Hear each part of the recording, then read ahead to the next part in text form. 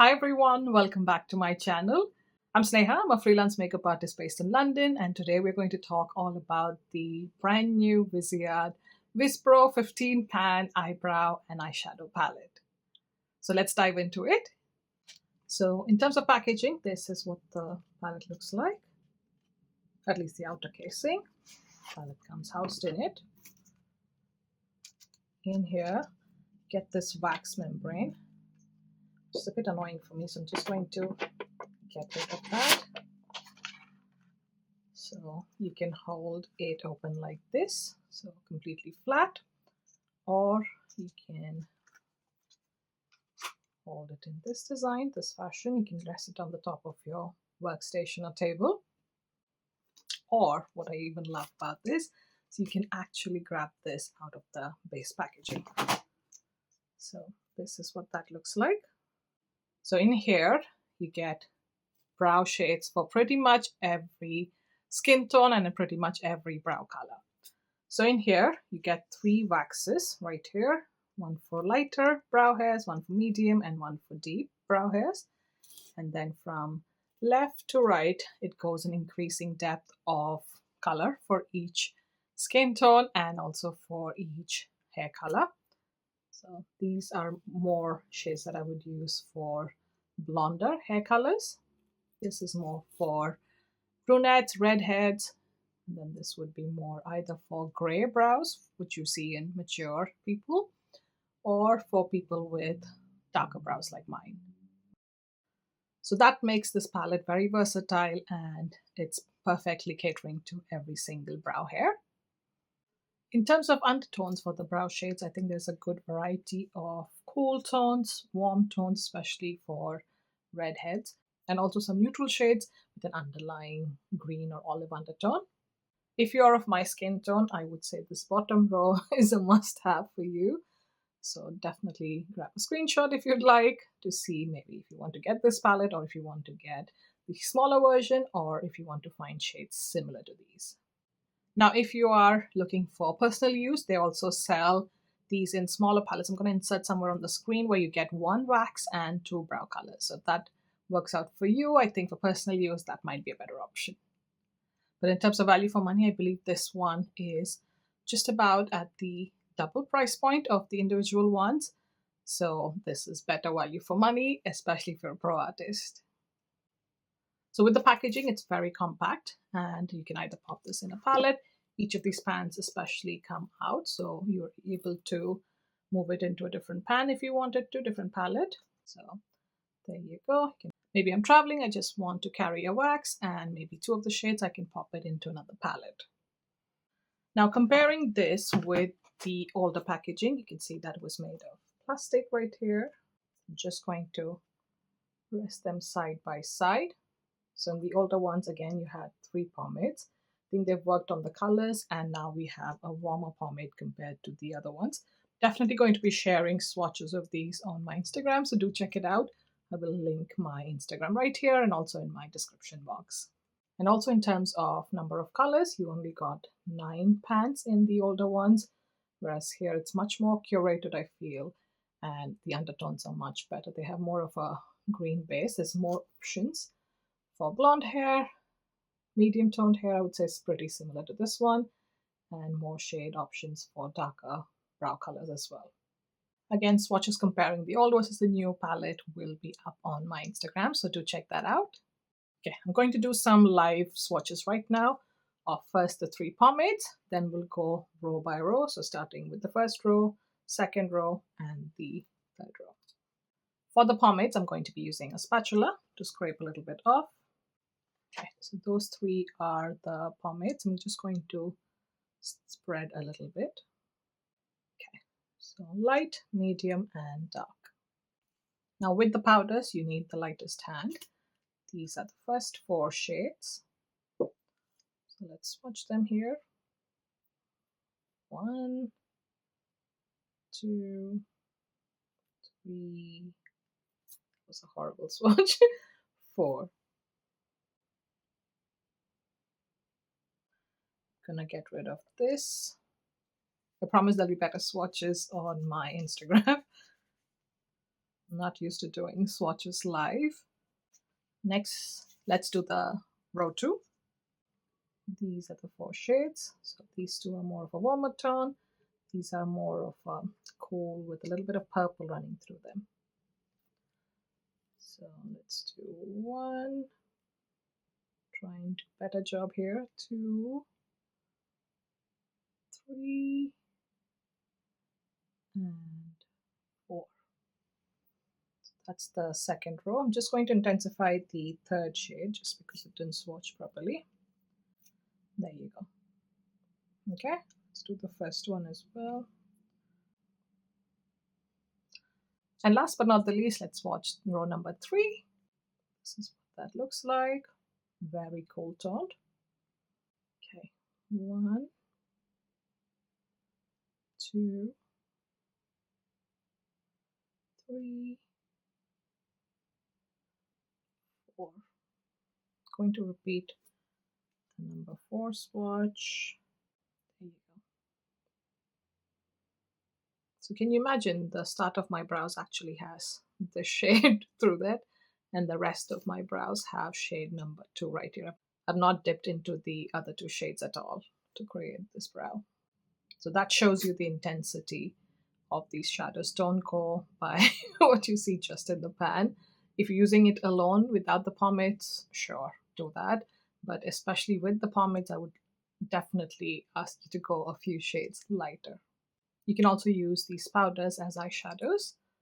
So that's another way you can use them, and you can also use them to fill in the hairlines. I'm going to do a little demo later in the video where I'm going to fill in maybe a little bit of my hairline to show you how that works. And in case you were curious, the powders are completely matte. There's no shimmer or anything running through them. Now, in terms of brushes that I like to use, I tend to use these kind of brushes. So very dense, mostly natural bristle hair. These ones, if I need to fill in my brows for a more natural, subtle look, these are the kind of brushes I tend to use because they can diffuse out the colors and they don't have the color focus on a small area, if that makes sense. So you can literally run the brow powder through the brows, go in the opposite direction as well if you want to diffuse out the color. So these chubby kind of pencils are my go-to for a more natural look. If I want a little bit more definition, or if I'm using a pomades with them, the waxes with the brushes, then I tend to use these kind of skinny brushes, but those that are firm, if that makes sense. They're not very floppy. So because of the density and the firmness of the brushes, they're going to pick up more product, and also because they're thin, you can make little hair-like strokes if you'd like, or also spread the product out if you want to use the pomade or the waxes over a larger area. So those. And if I really want detailed microfine hair in the brows, then I tend to go for really small angled liner brushes, I guess. So these would be my go-to for that. In terms of the brands, this is Hakuhodo and Wayne Gauze brush number 21. Sorry, the Hakuhodo number is rubbed off, so I can't tell you what number that is. These 4, this is Smith 205. The next one is a Bobbi Brown brush with a dual-ended spoolie on the other side. The third one is the Danessa Myricks Yummy Edge Brow Definer brush. And this 4th one is a brush by Barbara Carranza. Don't think it's available worldwide, but she's an expert in brows. And lastly, these 2 brushes. The green one is Spectrum KJH brush number 23. And this is my Kidco, my tiny angle 1.17 brush. So let's now move on to the demo portion. So as you can see, I don't have anything through my brows. So on one of my brows, I'm going to show you when you layer the wax, the pomade, and then add the powder product. And on the other brow, I'm going to do what I do typically, which is more of a natural brow. So it's going to be more of a gradient, yet softer brow using just the brow powders. So when I'm doing a softer brow, I tend to use brushes such as this. So it's more of a dense brush that picks up quite a bit of product. So you definitely don't need to be heavy-handed with this. And the Viseart powders are very pigmented, so a light dab is all you need. So the shades that I'm going to be working for my brow color and skin coloring is the bottom row right here. And you would, if you were to match up next to my brows, you would straight away go into this shade, but I am actually going to start with this shade and gradually work my way up. I don't even sometimes dip into this last shade. I reserve that for someone who has more of a deeper skin tone, because that last shade does have a little bit of purple running through it. So let's start with the lightest shade. So all I'm going to do is dip a couple of times. The start of my brows right here. So you can see that despite it being such a light shade, it does add definition to my dark brows, especially in the front where I don't want too much darkness. That's already defined the start of my brow. You can compare it with the other side. Then I'm moving into the second shade on the bottom row, adding depth through the middle and also towards the tail.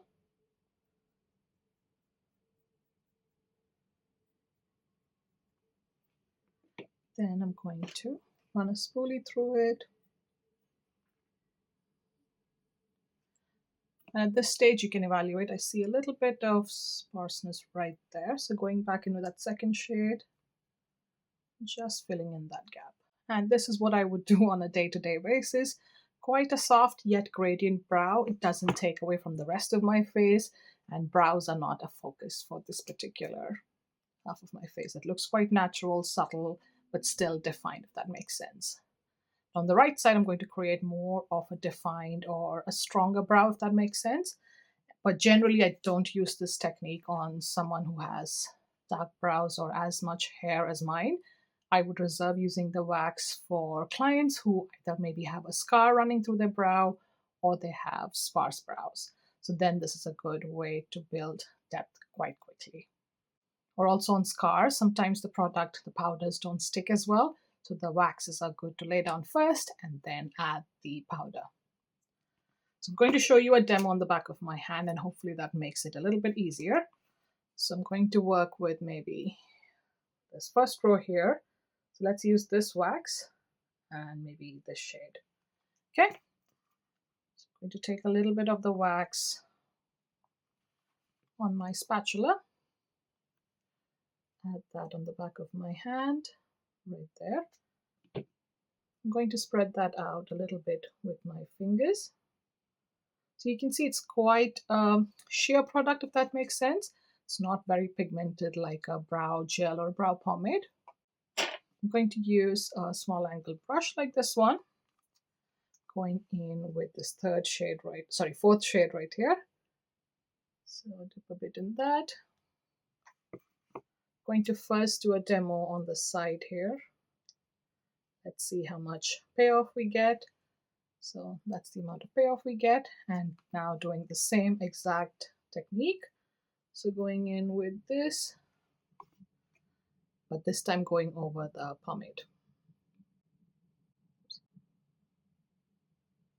You can see that it's already so much more darker than its counterpart. So the same shade, exact shade of the brow powder, just that this is layered on top of the wax or the pomade, and this is just on bare skin. So for my brow color, I'm going to be using the wax right here. So taking a little bit of the wax, going to switch to a thinner angled brush. Going to add the wax to any areas where I feel like my brows are missing some hair. So definitely at the start right here.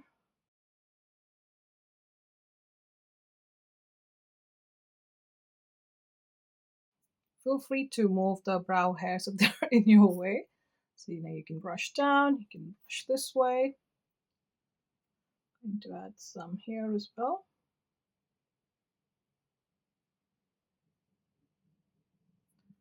Brush the hairs back. See if you need a little bit more definition underneath the brow. Okay, I think that alone also can be used, and you can see that it's added a lot more definition than the picture if you look at before using the pomade or the wax. Then I'm going into the second. Actually, I'm going to start with the first shade as well on this side. but just that we have the wax underneath. So starting with the first shade. Yeah, that alone is adding good amount of definition.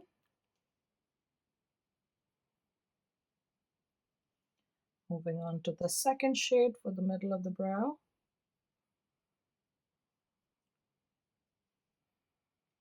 And then same shade on the arch and the tail of the brow. So still use the same two shades, just that on this half of on this brow, I've used it over a wax. So hopefully you can see that this one is a lot more defined than this brow. This is more softer, natural, whereas this is more structured and defined. Just giving you a close-up of the two brows. Hopefully you can see a difference on camera as well. I'm just going to quickly match them up so they don't look so different, and I'll be right back. So that's both the brows filled in. Let's now look at the demo of how I would use this brow palette for filling in my hairline. Say, for example, I'm doing a ponytail. So I'm just going to quickly use these to hold my hair in place, pretending we're doing a ponytail. And say you want to fill in the hairline. So I'm going to use the Viseart palette. I'm going to use this brush. This is by My Kit Co. 0.26 My Kit Co Pro. Okay, going in potentially with the deepest shade. So let's see how that looks. Fill that in. So you can see it's adding the density there, and that looks quite natural. I'm going to fill in a little bit here so you can have a better look. So just filling in here. You can see that it fills in quite naturally. Fill in here as well. Obviously with the hairline as well, you can do wax and the powders. So I'm just showing you a demo with just the powders. You can see that just using that has filled in my hairline, especially if you look at it from the front, you can't see those gaps as much. So obviously this is just for a demo purpose, but you get the idea that you can use these to fill in hairlines as well. So do I think the palette is beginner friendly? Definitely. It just depends on what brush you use, how much of the product you use, and most importantly, what shade you use. As you've hopefully seen in the demo, even for my really dark brows, I only used these two shades with the pomade. I didn't even dig or dip into these two shades. Even though if you keep it right next to my face, you would think that this deepest shade would be the best for my brows. But with brows, unless you want a really strong brow, definitely go on the lighter side and also with the lighter hand. Now, we used these on photo shoots as well before. They've stayed put the duration of the photo shoot, and I've also used it on myself, and it has stayed put the entire day. Granted, I'm not a person who touches my face a lot or rubs off my brows, especially if I have makeup on. I'm very conscious of that, so keep that in mind. So who is this palette for? I think if you love doing your brows, and if you're a pro artist, this is definitely a must-have in your kit. Or if you want it for personal use, definitely get the mini one where you get one wax and two of the brow powders. As you can see, with this one palette, I can pretty much cover all brow hairs and skin tones. Would I repurchase this? Absolutely. Let me know in the comment section what is your go-to brow product, or if you're going to try this palette at all. If you enjoyed this video, definitely give it a like, subscribe, and I'll see you in my next video. Bye!